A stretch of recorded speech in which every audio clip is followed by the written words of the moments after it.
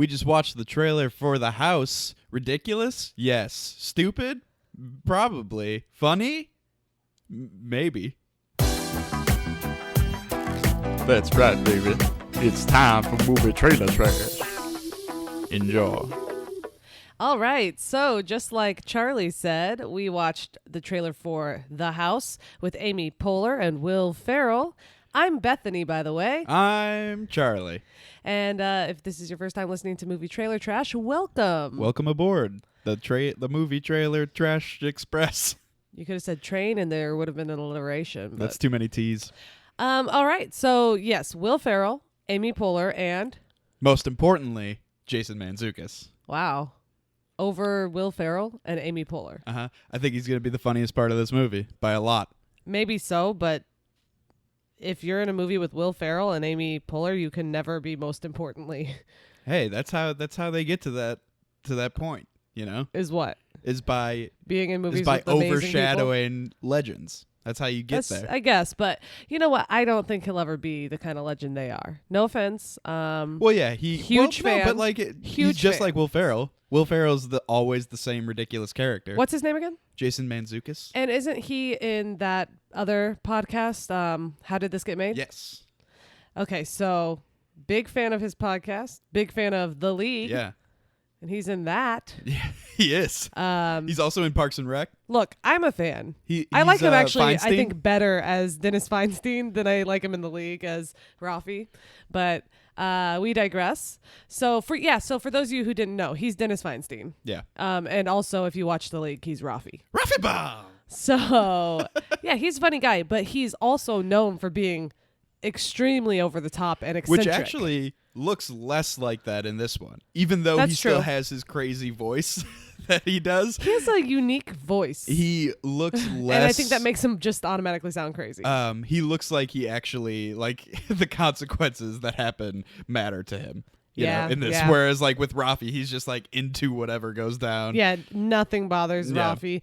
Well, like, toward the end of this trailer, there's a part where they're acting all tough, like they're gonna catch somebody cheating. Well, I guess you know what, we should actually go into what it is let's first. synopsize a little bit because All that's right. a word. So, basically, Will Ferrell and Amy Poehler are married in this movie. Their daughter just They're got not into actually Will Ferrell and Amy Poehler. They're characters. No, but they just got their daughter just got into this school that they're excited about, and then they find out that they don't have the money for it. They thought they did, but they don't.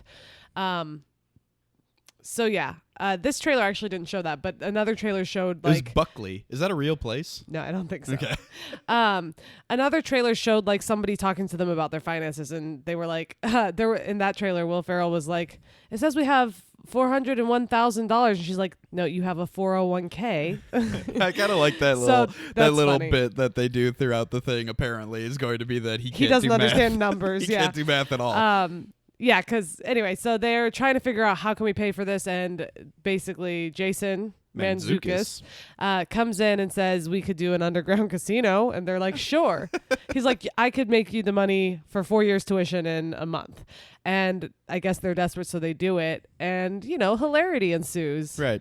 So yeah, okay, so the funny part with Jason Mantzoukas, I think, in the trailer is when they're all acting tough, like some guy's cheating at their casino. So they're trying to act That's actually Mark Duplass's brother. Really? Yeah. Oh, yeah. So another Well, league connection. So they're trying to act all tough in it, and they're grabbing like an axe, and they're fighting over who's going to do it, but clearly none of them know what they're doing. And then on accident, when they're fighting over the axe, they chop off the guy's finger. And I keep wanting to say Rafi. Jason Mantzoukas is like, yeah, you tell your friends if they do that, he's like sounding like he's gonna throw up. He just can't handle it. That's So. a great part.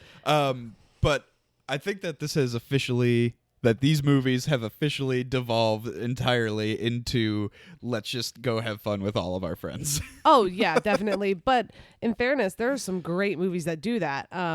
For instance, I think that the James Franco, Seth Rogen movies are great. Uh-huh.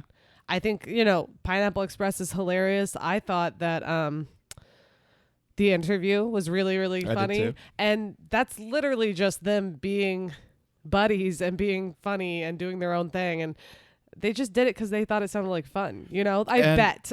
It looks like this that. has a similar feel to Office Christmas Party, right? Yes. Only, and that didn't go over well. But like the people in it are better. That's true. And you know? I will say and I this, think that's kind of all you need for something ridiculous like this. when it comes to the Office Christmas Party, there was a lot of great actors in it, but it seemed like most of the great actors were small roles. Like, not the type of, other than Jennifer Aniston, it's like that person doesn't really play a lead. 'Cause think about they didn't have those- any real big leads other than Jennifer Aniston. Think about those Will Ferrell movies that he made, like in between, like right In after between the good Anchorman. ones? You know, Yeah. like Ricky Bobby, Hey, whoa, whoa! What are you going? Where are you going here? Semi-Pro, a few of the other ones. I don't think those movies would have been funny if Will Ferrell wasn't in them. Okay, that's fair. I thought you were gonna say those movies weren't good, and I'm like, don't you Well, they're dare like, say that about Ricky Bobby. He made Anchorman, and everyone like loved Anchorman, and it was like this amazing weird movie that just like these over the top, weird, funny, nerdy Steve guys Carell. made. Excellent. And like they're like losers, and they made this amazing movie, and Yeah. it kind of changed some stuff comedy wise. And then he made all those other ones off of that, and they're not as good, but they're still really funny. But they wouldn't be funny if he wasn't the main character. If he wasn't Ricky Bobby in Talladega Nights, that would not be a movie. Like, nobody could have done that, I don't think. Maybe somebody like Jack Black, because it's kind of that kind of humor. But no, he was amazing in it. Right. That's an amazing movie. I haven't seen very many other Will Ferrell Semi-Pro movies. is funny. I like I've never Semi-Pro. seen that one. I'm trying to think what else I have seen of his. I haven't really seen that many of his, because I think I'm always afraid I'm going to be let down. I hear it's not as good as the others, and then I get nervous, and I don't want to be let down. But I love Will Ferrell. Some people hate his kind of humor, and some people are just sick of him. Well, I think But I love him. That's kind of what's going to happen in this one, is that they're going to kind of just rely on that screaming that he does. Like Yeah. when the two girls are fighting and he's like screaming about it, like, it's just like, all right, why whatever. do I love this so much? But I think that I'm going to laugh the most at Amy Poehler, and then closely followed by Jason Mantzoukas. Yeah. Because everything Amy Poehler was doing was cracking me up. Yeah, in she the was great. trailer. So it'll be interesting. Yeah. Oh, and I think, recurring theme is that Will Ferrell doesn't understand numbers, because she says, Uh-huh. do this math. You're, what is he, 40? She says, you're 40 years old, 20 years in jail, you'll be, and he's like, 90? 80? If I had some scratch paper, I could figure it out. Wait, there's no way that Will Ferrell is only 40 years old, right? Oh my God, no. He has to be older. She And also, could be 40. by the way, that their daughter, I hope she is on screen the same amount of time that she's on screen in this trailer. I don't want to see her at all. They're gonna show her a little bit, but it won't be a lot. I don't want to have them tiptoeing around her and like having to hide their thing from her and it becoming Oh, weird that'll be and a whatever. thing. Yeah. That'll definitely be I a want thing. as little of that as possible. Just give me the ridiculousness with all of these crazy famous people. And by the way, the writer and director for this movie is the writer for both Neighbors and Neighbors 2. What? For those of you who don't know, I love those movies. And so it's going to be like that. It's going to be that silliness. That's great. But it's Those also things are going to, awesome. Those you know, movies are awesome. it's going to have some stuff in it. So he's the writer and director? Yeah. This is his first movie, like feature-length movie that he's directed. All right. Well, here's the thing. Anytime we get a comedy, especially when it has these people that we've seen a million times, I worry that it'll be a disappointment, as I've said. And like with Office Christmas Party, where I'm like, it looks funny, but will it maintain the humor throughout enough for it to be worth it? Or will it just be a couple of funny gags and then, a story that falls flat? So I think this one has some potential, though. It looked really funny. Like when I saw that there was an Amy Poehler, Will Ferrell movie, I was like, uh-oh. Because a lot of times they get who was it? Oh, Jason Segel and who was it that did that sex tape? Oh, Cameron Diaz. Wasn't it him and Cameron Diaz, Yeah. Jason Segel? Yeah, it's like these big name people, and I'm like, ooh, that's gonna be a terrible movie, and I heard it was. I didn't see it. But this guy also wrote Mike and Dave Need Wedding Dates. Oh, and you know what? Okay, so I didn't see that one. So every movie he's written, Zac Efron has been in. Oh, but And he's so not in this one that we I know. would not be surprised if he pops up. For sure. Zac Efron's hilarious, and people don't appreciate him for his comedic gold because they're too busy being distracted by his Really, I feel golden abs. I feel like everyone appreciates him, especially people who make movies, because he's Oh, constantly definitely gets people who these make movies. huge But I'm roles. saying people, when they think Zac Efron, think pretty boy, beautiful abs, And it's like, no, he's hysterical. Like, he's a good comedic actor. He's not just some pretty boy anymore. Like, yeah, he was in Hairspray. We get it. Whatever. He was in High School Musical. Some not great things, but That's the he's most good. famous. That's his most famous role. Yeah. Famous role. And that was before he had the abs, so it's whatever. Well, he still had abs. Nope. They were His body was all mush inside, and then they formed. Just organs and skin. And that was it. But anyway, so Neighbors 2, Neighbors, those are great movies. I heard that Mike and Dave Need Wedding Dates was pretty funny. I heard Really? that it was. I heard it was bad. No, I heard that it wasn't bad. I heard that it was good, but not Where do you hear things? people at work. Okay. But no, like, basically what I heard was it's not like role models I love you man good. Well, come on. What? That's like those are like two of the better I comedies know. that have So been here's the made thing, but in it's our lifetime. but it is like good. You see what I'm saying? If you're comparing it to two of the better comedies that have been made in our lifetime, sure, it's gonna fall short. But it is 60-something%, I think, on Rotten Tomatoes. Yeah, I guess that's not And I bad think for a that that's comedy. what my friends were saying is like, yeah, it's about 60-something%. So I would like to see it. I think that it probably has some of those classic mistakes that some comedies make where they just go too far with some weird stuff where it's like, that's not even funny anymore. Whatever. Yeah. But I mean, and it looked kind of trite, the idea. Oh, trite. Yeah, like it'd been done before, but I bet it was funny. It had a lot of funny people in it, so we should watch that one. All right. It'll Well, give us. It'll no. We I don't should. really want to. Hang on. Here's the thing. I know. Early on, I said I wanted to. I would You said you rather didn't. watch Neighbors again. Okay, here's the thing. When we did the episode for Mike and Dave Need Wedding Dates, I said I wanted to see it. You said you didn't. But here's the thing.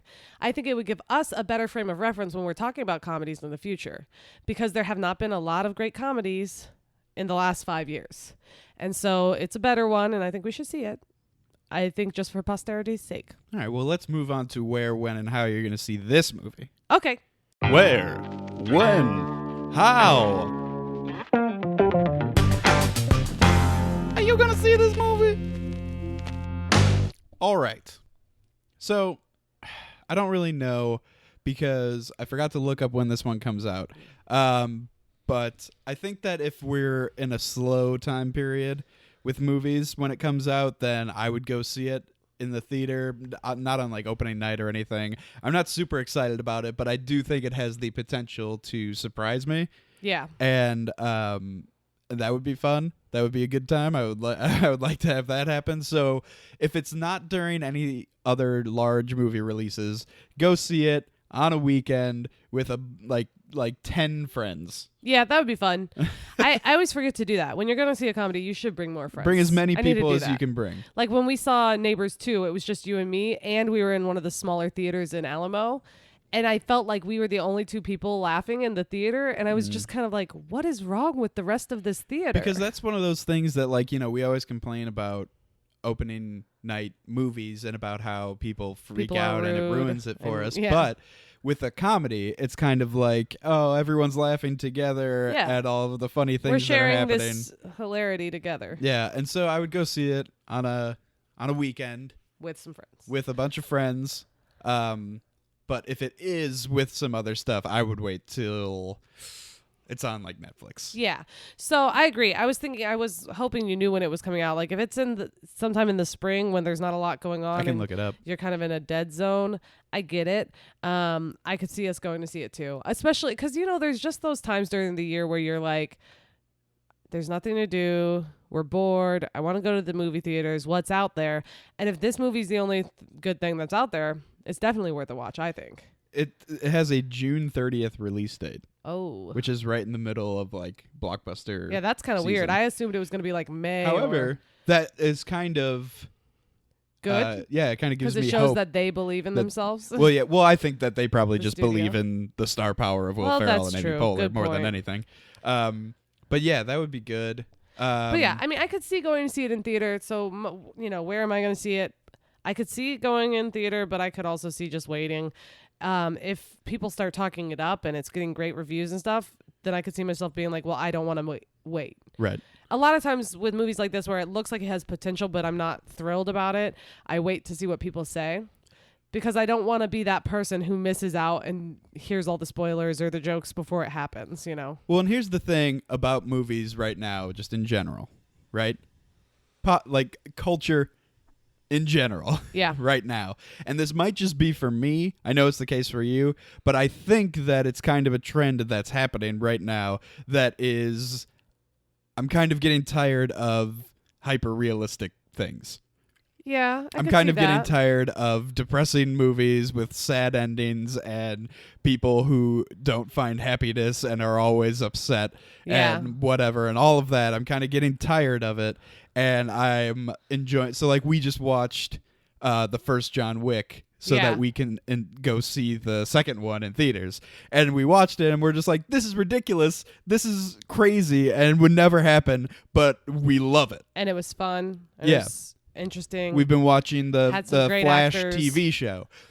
It's awesome. cheesy, super cheesy, and everyone's like goofy, and people don't act like that in the real world. But it's amazing. It's so fun. Superheroes. Oh, and you're not watching The Flash? Get on it. It's on Netflix. Just 2 seasons are on Netflix. We just finished the 2nd season. This is going to be a little. I'm going off on a tangent. Little advertisement. I just finished the end of the 2nd season, and I'm worried. My mind is blown, and I got to get to that 3rd season, but it's not on Netflix yet. So that's where I'm at on that. But anyway, like we I want was fun saying, stuff. It's fun. Everything We know is it's getting goofy, too heavy. but it's fun. And so I'm like, every comedy that comes out has to be one of those like droll, dry indie comedies in order for it to be any good. And so I'm just like looking forward to something that's going to be ridiculous and stupid and fun. Here's my theory, is that for the last 8 years or so hasn't been a lot of great comedies because the world was pretty happy and good, and we didn't need comedy to help us get through it. Ooh, so we might had be it. some really like indie stuff. We were all getting artsy and just we had time to focus on what on truly our other mattered. introspective parts of ourselves. And now everybody's just so unhappy with the world, worried, afraid, depressed. Speaking just about myself and probably everybody else, and we need fun. We need that. Like, actually, during these type of times, comedians are a big deal. Like, people who make you laugh, they're important. Well, that's what I was. I always complain to you about movies that don't have any humor in them at all. So, like, movies that have zero humor in them, it's hard I'm for them to always be like, good. First of all, that what they're trying to do is to be really realistic and not having like, people making cheesy jokes. But in doing that, they're being not realistic because people do that. Like, because that's a coping mechanism. Yeah, that's so how no you matter get through how it. bad no things matter are, how there's terrible, terrible things you're going through, you're gonna make stupid jokes at some point. Yeah, absolutely. I agree. Sorry, I got a little angry right there. Wow, yeah, that's weird. But yeah, so I think that, we might be in for a few years of some really good comedies. I hope some writers get out there, do their thing. Yeah, we need some new ones, obviously, but that's just something that's people we went got to through break a lull, for real. We've talked about that. We've went through a lull, and I'm ready for it to pick back up. All right, well, let's move on to the Rotten Tomatoes percentages. Rotten Tomatoes percentages. Alrighty. This is tough. I'm going to get started here. So when I think of this movie, I think of the movie with Tina Fey and Steve Carell. I think that makes sense. Date Night. Because, Tina Fey is Amy Poehler's counterpart and Steve Carell is Will Ferrell's counterpart. That movie, when it came out, I had similar feelings about it as this one, where I was like, that looks really funny, but it could disappoint. And it didn't. It was so great. However, I don't think people gave it its credit, the credit it deserved. I think people liked it, but it wasn't talked about as much as it should have been. Everyone should own that movie. It's great. Oh, wow. Or at least see it. Like, if you haven't seen it. That jumped up so much, like, it's such in like a great 5 seconds. It was like, it was really good. It's such a great romantic comedy. People didn't give it the credit it deserved. It was actually great. It's a really great you movie. better own it. And everyone should own it. Anyway, so I do think, though, percentage-wise, if this movie's anything like that, I think it'll probably get, 65%. Or upper 60s. I'm gonna go 65, and then audience will probably give it like 77%, because I think audiences they prefer the humor. They love humors. They love humors. They love humors. They love comedies, whereas critics a little tougher on comedies. So what did you have for 65. critics? And 78, 77? I don't remember. 65 for critics. I think that they're going to go even lower. I think that it's similar Fair. thing. I think that critics always stay a little bit in the past of trends.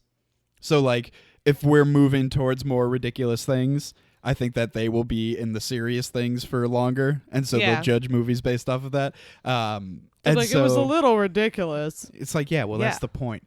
That's the point. Jason Mantzoukas is running an underground casino with Will Ferrell. That's the point. It's supposed to be ridiculous. Yeah. And so I'm going to say that they're going to give it a 59. Okay, fair enough. But that the audience will give it an 84. That's fair. Yeah, I agree. What was I going to say? Something about the movies and the critics. The critics? And Are you the going to crap on ratings. some critics? No. The other movies that guy wrote. Those three. Yeah, those three. So He was also a producer on 40-Year-Old Virgin.